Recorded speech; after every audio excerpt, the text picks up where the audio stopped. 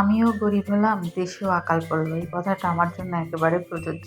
শুধু আমি না, আমার মতো হাজার হাজার কন্টেন্ট ক্রিয়েটরদের একই কথা। ফোন হাতে নিলেই দেখি ফেসবুকের টাকায় সব বাড়ি গাড়ি করে ফেলতেছে, কোটি কোটি টাকা ইনকাম করতেছে। এইসব দেখে নিজেরও ইচ্ছা হইল, দেখি না একটু চেষ্টা করে। তারপর খুলে ফেললাম একটা পেজ। পেজ খোলার 60 দিনের মাথায় মামা ধরায় দিল মনিটাইজেশন।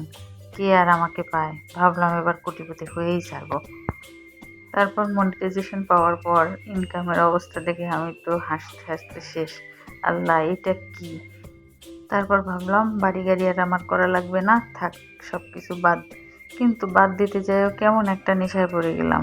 ফেসবুক মামা মনে হয় জাদু করছে, কারণ ভিডিও না করলেও ভালো লাগে না, করতেও ইচ্ছা করে না, আবার এভাবেই চলছে। যাই হোক, কথা বলতে বলতে আমি তরকারিটা প্রায় রান্না শেষ করে ফেললাম। এখন কিন্তু বাজে ঘড়িতে 8টা, আর 8টার ভেতরেই আমার নাস্তা রেডি করে বাচ্চাদের দিয়ে দুপুরে রান্নাটাও মোটামুটি শেষ করে ফেলতে হচ্ছে, কারণ ওদেরকে নিয়ে স্কুলে গেলে আর আমি সারাদিন রান্না করার সময় পাই না।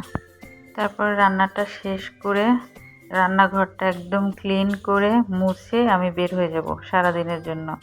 আবার দেখা হবে সেই রাতে। কিন্তু রান্নাঘরটা যদি রান্না শেষে একদম ক্লিন করে না বের হই, আমার খুব খারাপ লাগে। বিকেলে এসে টায়ার্ড হয়ে আর অগোছালো রান্নাঘরে রান্না করতে ইচ্ছা করে না। তাই এই যে একদম ঠিকঠাক করে